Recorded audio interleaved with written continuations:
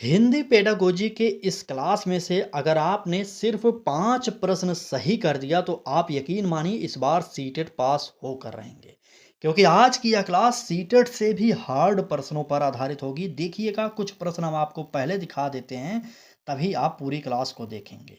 ठीक है? तो तैयार हो जाइए। सिर्फ आज की इस क्लास में आपको 5 प्रश्नों का उत्तर देना। वैसे तो हम करीब 20 से 25 प्रश्न कराएँगे, लेकिन आप अगर 5 प्रश्न का उत्तर दे देते हैं तो आपकी तैयारी समझ लीजिए कि पूरी हो चुकी है।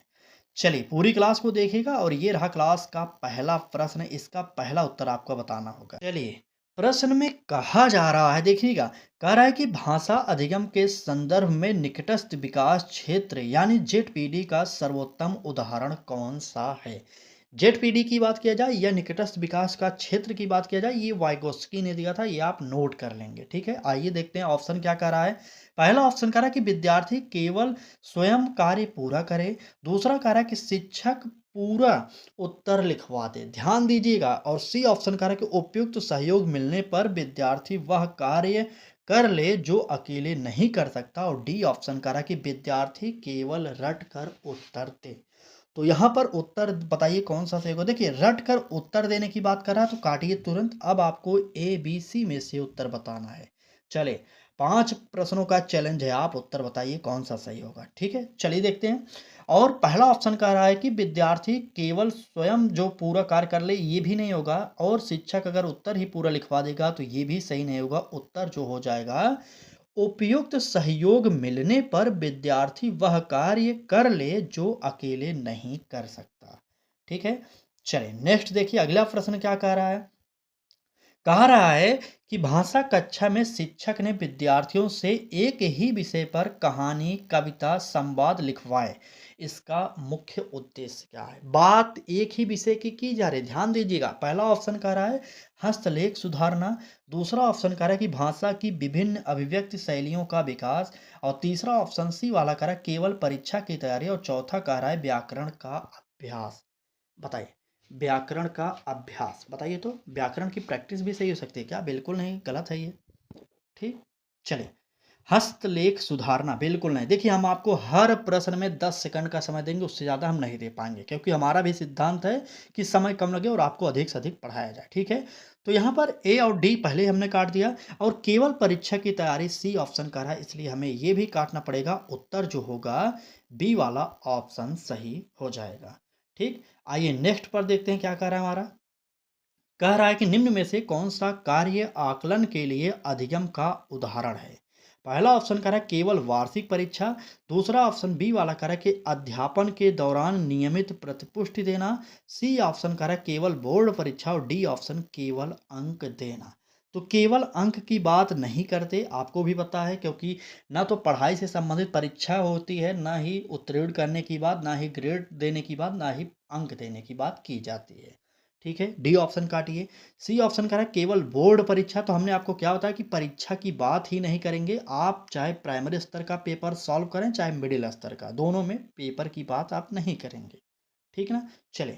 और ए ऑप्शन कह रहा है कि केवल वार्षिक परीक्षा। तो बिल्कुल नहीं, जो हमारा आकलन के लिए सबसे बेस्ट होगा वह होगा क्या? अध्यापन के दौरान नियमित प्रतिपुष्टि देना, यानी कि दूसरा ऑप्शन यहाँ पर सही हो जाएगा। ठीक है, नोट करिएगा, हर एक प्रश्न इंपॉर्टेंट है, यहाँ से अगर मिस किए तो आपको पछताना पड़ सकता है। ठीक ना, चलिए अगला प्रश्न देखिए। कह रहा है कि यदि कोई विद्यार्थी पाठ पढ़ते समय कठिन शब्द का अर्थ पूरे अनुच्छेद के आधार पर अनुमान लगा लेता है तो वह मुख्यतः किस कौशल का प्रयोग कर रहा है? ए ऑप्शन कह रहा है कि यांत्रिक स्मृति। बी ऑप्शन संदर्भ संकेत। सी ऑप्शन श्रुत लेख। और डी ऑप्शन अनुकरण। देखिए, अपनी तरफ से पूरी कोशिश करें कि प्रश्न को आराम आराम से पढ़ा जाए। अगर बात इस प्रश्न के उत्तर की जाएगी तो अनुमान लगा रहा है बालक, तो यांत्रिक स्मृति नहीं होगी। सूत्र लेख यानी कि श्रुत लेख करा सुनकर लिखने की बात तो हो नहीं रही है, और अनुकरण की बात हो नहीं रही, यानी कि हमारा उत्तर जो होगा संदर्भ संकेत। शब्दों को पकड़िए, क्योंकि यही आपको सीटेट पास कराएंगे। नेक्स्ट पर आइए, देखते क्या कह रहा है। चले, कह रहा है कि भाषा शिक्षण में प्रक्रिया लेखन का सबसे महत्वपूर्ण चरण कौन सा माना जाता है? ए ऑप्शन कह रहा है कि केवल अंतिम प्रति लिखना। और बी ऑप्शन संशोधन एवं पुनर्लेखन, सी ऑप्शन केवल शीर्षक लिखना और डी ऑप्शन केवल वर्तनी जांचना। अगर बात सिर्फ जांचने की कर रहा है काटिए, केवल शीर्षक लिखने की कर रहा है तो इसे भी काटिए। अब बताइए ए या बी कौन सा उत्तर होगा। चलिए, केवल अंतिम प्रति लिखना कुछ लोग बता रहे हैं, भाई साहब कैसे बता रहे हो आप लोग। चलिए, ये भी गलत है हमारा ए ऑप्शन, यहाँ पर बी ऑप्शन इसका भी सही होगा, संशोधन एवं पुनर्लेखन। इस प्रकार के प्रश्न अगर आपको डेली सॉल्व करने हैं तो आज ही जुड़ जाइए हमारे चैनल लक्ष्य तक के साथ और क्लास को लाइक करके शेयर जरूर कर दीजिए। ठीक है, आगे बढ़ते हैं, देखते हैं अगला प्रश्न क्या कह रहा है। कहा जा रहा है कि कौन सा प्रश्न विद्यार्थियों में आलोचनात्मक चिंतन को सर्वाधिक विकसित करेगा। पहला ऑप्शन कह रहा है कि कहानी का शीर्षक लिखिए, दूसरा कह रहा है कि लेखक का नाम लिखिए और तीसरा ऑप्शन सी वाला कह रहा है कि यदि आप लेखक होते तो कहानी में क्या परिवर्तन करते और क्यों, और डी कह रहा है कि कहानी में कितने पात्र हैं। चलिए, प्रश्न संख्या 6 का उत्तर बताइए कौन सा सही होगा। चलिए तो बिल्कुल, प्रश्न संख्या 6। देखिए, अगर इस प्रकार के प्रश्न आपको मिलते हैं, आलोचनात्मक चिंतन के प्रश्न मिलेंगे तो यकीन मानिए आप उत्तर आसानी से दे सकते हैं। सिर्फ इस प्रश्न को ध्यान दीजिए। पहला ऑप्शन क्या कह रहा है, कहानी का शीर्षक लिखिए। कहानी का शीर्षक तो एक शब्द में भी लिखा जा सकता है, एक लाइन में लिखा जा सकता है ना, तो इसलिए ये नहीं होगा। और बी कह रहा है कि लेखक का नाम लिखिए। लेखक का नाम हम तुरंत लिख सकते हैं, यहाँ पर कहाँ पर आलोचनात्मक चिंतन की बात हो रही, कभी नहीं हो रही है, काटिए। और कहानी में कितने पात्र थे, ये भी आलोचनात्मक चिंतन का बात नहीं है।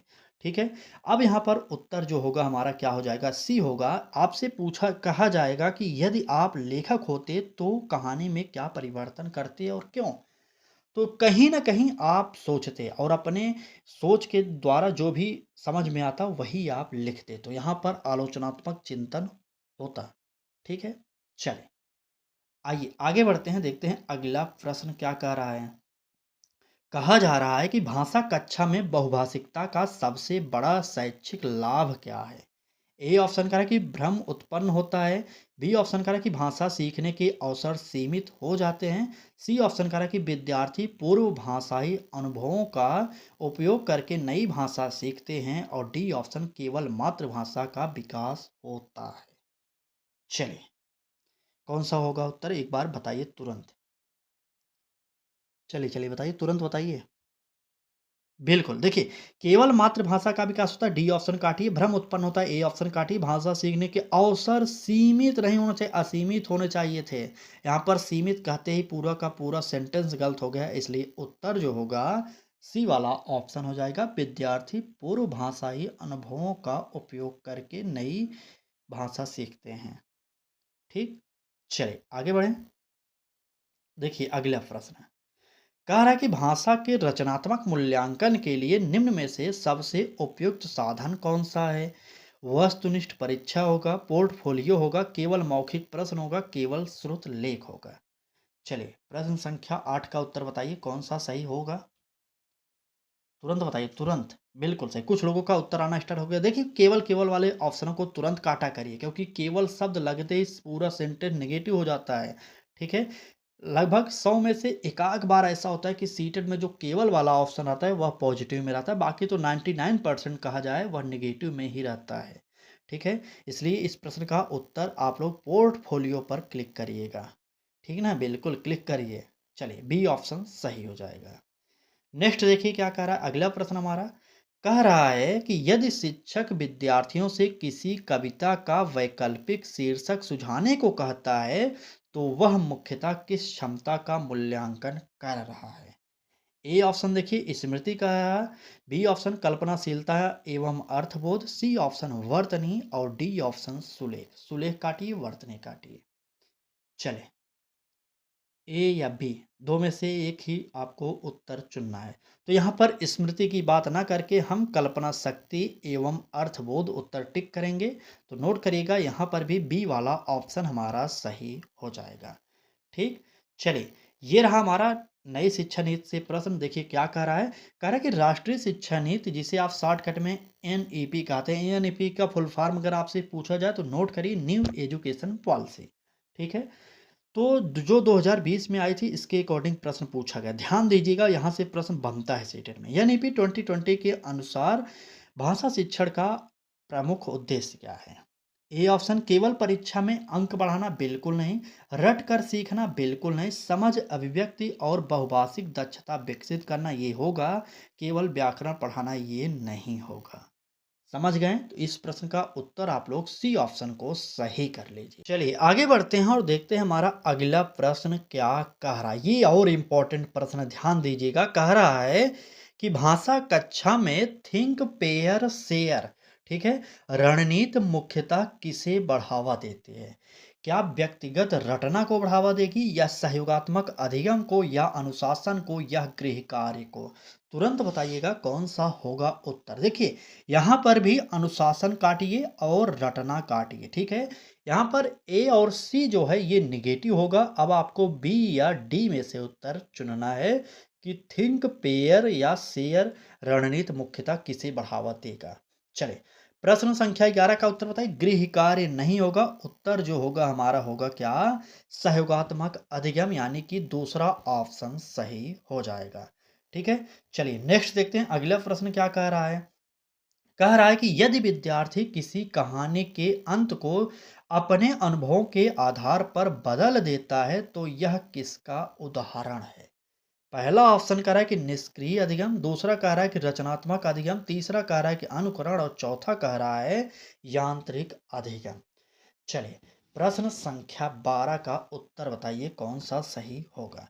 देखिए सबसे पहले एक बात को नोट करिएगा, निष्क्रिय अधिगम कभी भी सही नहीं होगा। किसी भी प्रश्न का उत्तर निष्क्रिय अधिगम काट देंगे। अब यहाँ पर यांत्रिक अधिगम की बात करा, इसे भी काटिए। यांत्रिक का तात्पर्य होता है बार बार, तो यहाँ पर कहीं पर बार बार अधिगम की बात हो रही नहीं हो रही, काट दीजिए। और अनुकरण की बात हम नहीं करेंगे। उत्तर जो होगा रचनात्मक अधिगम हो जाएगा। देखिए जो भी पढ़िए ठोस पढ़िए, सिंपल सा उत्तर निकालिए। ऐसा मत करिए कि घाल मिल करके उसी में खो जाए, ऐसा नहीं करना आपको, ठीक है। पॉइंट टू पॉइंट बात करिए, उसके बाद आगे बढ़ते हैं। चलिए देखते हैं नेक्स्ट प्रश्न।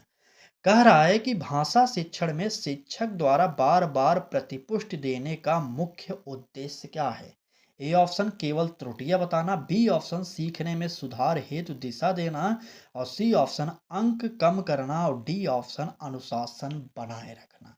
चले प्रश्न संख्या 13 का उत्तर क्या है बताइए।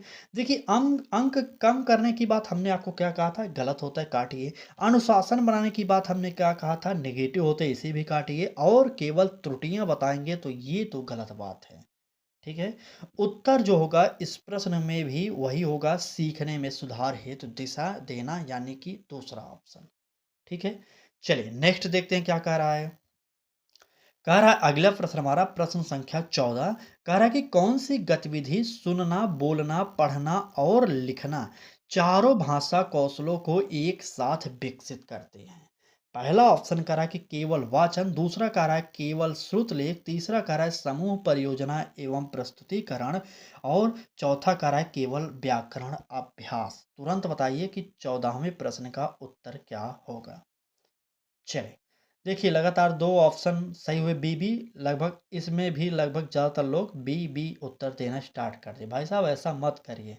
हमने आपको क्या कहा है कि हमारी क्लास में आप बैठे तो शब्दों को समझिए, पकड़िए शब्दों को, क्योंकि सीटेड शब्दों का खेल है भाई साहब। शब्दों में वह आपको उलझाएगा और आपको वहाँ पर भ्रमित इतना कर देगा, आप गलत कर देंगे। इसलिए शब्द पकड़िए, ऑप्शन पर मत जाइए। केवल वाचन गलत होगा, केवल श्रुत लेख गलत होगा, केवल व्याकरण अभ्यास गलत होगा। आपने शब्दों को ध्यान से देखा नहीं, इसलिए आपने गलती किया।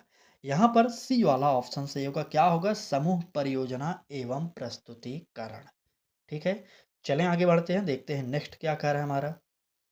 चलिए ये क्या कह रहा है देखिए। कह रहा है कि भाषा कक्षा में प्रमाणिक मूल्यांकन का सर्वोत्तम उदाहरण कौन सा है? ए ऑप्शन केवल बहुविकल्पी प्रश्न, बी ऑप्शन वास्तविक जीवन से जुड़ा लेखन कार्य, सी ऑप्शन केवल रिक्त स्थान भरना, और डी ऑप्शन केवल मौखिक परीक्षा।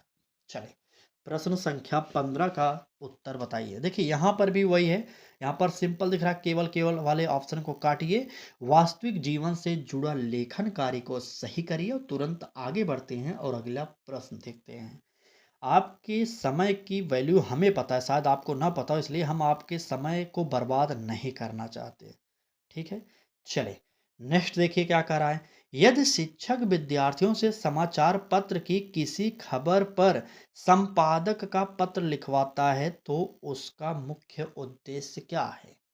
पहला ऑप्शन कह रहा है कि केवल पत्र प्रारूप याद कराना, दूसरा कह रहा है कि वास्तविक संदर्भ में भाषा का प्रयोग कराना, और तीसरा कह रहा है केवल हस्तलेखन सुधारना, और चौथा कह रहा है केवल व्याकरण सिखाना। क्या व्याकरण सिखाने के लिए हमें अखबारों का ही प्रयोग करना है, समाचार पत्रों का ही प्रयोग करना है? बिल्कुल नहीं। इसलिए हमने इसे काट दिया। आपको पता है कि हस्तलेख सुधारने की बात यहाँ पर हो नहीं रही, इसलिए हमने सी को भी काट दिया। चलिए, ए और बी में से उत्तर बताइए। पहला ऑप्शन कह रहा है कि केवल पत्र प्रारूप याद कराना, तो याद कराने की बात नेगेटिव हो गई। उत्तर जो हो जाएगा वास्तविक संदर्भ में भाषा का प्रयोग कराना। ठीक, बिल्कुल। चलिए आगे आइए, देखते हैं अगला प्रश्न क्या कह रहा है हमारा। कह रहा है कि कौन सा कथन भाषा अधिगम के संबंध में सर्वाधिक उपयुक्त है? पहला ऑप्शन कह रहा है कि सभी विद्यार्थी एक ही गति से सीखते हैं। देखिए, एक गति से सीखते हैं, ये तक सही था, लेकिन ये शब्द ही लगते ही पूरा का पूरा वाक्य जो है वो गलत हो गया, इसलिए काट दीजिए। क्योंकि सभी बालक समान रूप से नहीं सीखते, कोई जल्दी सीख लेता है, कोई लेट सीखता है, कोई बहुत लेट सीखता है, इसलिए हमारा पहला ऑप्शन कट जाएगा। दूसरा ऑप्शन देखिए, कह रहा है कि भाषा केवल नियम याद करके सीखी जाती है, तो बिल्कुल नहीं। याद करना निगेटिव हो जाएगा, चाहे जिस भी सब्जेक्ट के प्रश्न को सॉल्व कर रहे हो आप, ये समझ चाहिए। ठीक है, बी ऑप्शन काटिए। सी ऑप्शन कह रहा है कि सामाजिक अंतःक्रिया की बात किया जा रहा है, तो ये हमारा इंपॉर्टेंट हो सकता है, ध्यान दीजिए। भाषा सामाजिक अंतःक्रिया और प्रयोग से विकसित होता है, ये हो सकता है सही। और डी कह रहा है भाषा सीखने में त्रुटियां नहीं होनी चाहिए, ऐसा बिल्कुल नहीं होगा। भाषा सीखते समय बालक त्रुटियां करेगा ही करेगा, क्योंकि बालक त्रुटियों के माध्यम से सीखता है, इसलिए डी ऑप्शन को काट कर यहाँ पर सी ऑप्शन को सही कर लेंगे। ठीक, चलिए नेक्स्ट देखते हैं क्या कह रहा है अगला प्रश्न हमारा, कि भाषा शिक्षक विद्यार्थियों की त्रुटियों को तुरंत न रोक कर चर्चा के बाद सुधारता है, इसका प्रमुख कारण क्या है? समय बचाना है, प्रवाह और आत्मविश्वास बनाए रखना है, उत्तर नहीं पाता, अनुशासन बनाए रखना। चलिए, उत्तर नहीं पाता इसे भी काटिए। अब आपको ए और बी में से उत्तर बताना है, तुरंत बताइएगा। हमने आपको क्या कहा था, जल्दी से बताइए। 5 प्रश्न आप इस क्लास में सही किए कि नहीं, एक बार कमेंट कर देंगे। चलिए, देखिए, समय बचाना, शिक्षण कार्य कोई भी ऐसा नहीं कराया जाएगा जिसके द्वारा समय बचे, या तो छात्र या टीचर, किसी की भी समय बचाने की बात हो रही है तो काट दीजिएगा। ठीक है ना, काटिए। उत्तर जो होगा प्रवाह और आत्मविश्वास बनाए रखना। ठीक है, बी वाला ऑप्शन हो जाएगा। चलिए, नेक्स्ट पर चलेंगे और देखेंगे क्या कह रहा है हमारा अगला प्रश्न है। देखिए, कह रहा है कि भाषा शिक्षण में रीडिंग बिटवीन द लाइंस का संबंध किससे है? रीडिंग बिटवीन द लाइंस का संबंध किससे है? ए ऑप्शन कह रहा है कि शब्दार्थ याद करना, बिल्कुल नहीं। बी ऑप्शन निहित अर्थ एवं अनुमान लगाना, ये हो सकता है। सी ऑप्शन तेज पढ़ना, बिल्कुल नहीं। और डी ऑप्शन उच्चारण सुधारना, बिल्कुल नहीं। उत्तर जो होगा निहित अर्थ एवं अनुमान लगाना, यानी कि दूसरा ऑप्शन। चलिए, आज की क्लास का आखिरी प्रश्न देखेंगे क्या कह रहा है। ठीक है, कह रहा है कि भाषा कक्षा में सबसे प्रभावी शिक्षक वह होगा जो, ए ऑप्शन कह रहा है कि केवल पुस्तक तक सीमित रहे, बिल्कुल नहीं, पुस्तक तक सीमित नहीं रहना चाहिए। अगला कह रहा है कि विद्यार्थियों को प्रश्न पूछने, तर्क देने और वैकल्पिक उत्तर प्रस्तुत करने के लिए प्रोत्साहित करे। और सी ऑप्शन कह रहा है कि केवल नोट्स लिखवाए, बिल्कुल नहीं। केवल परीक्षा की तैयारी कराए, डी ऑप्शन भी कट जाएगा। उत्तर जो होगा बी ऑप्शन सही हो जाएगा। ठीक है, तो हमने आपको चैलेंज दिया था कि आप इस क्लास में 20 प्रश्न मात्र सही करके दिखाइए, तो बताइएगा कि आपके कितने प्रश्न सही हुए। बाकी आज की क्लास में इतना ही। क्लास अच्छी लगी हो तो लाइक करिए और अपने मित्रों तक शेयर करिए, और डेली सुबह और शाम हमारे साथ जुड़कर फ्री में तैयारी करते रहिए। धन्यवाद।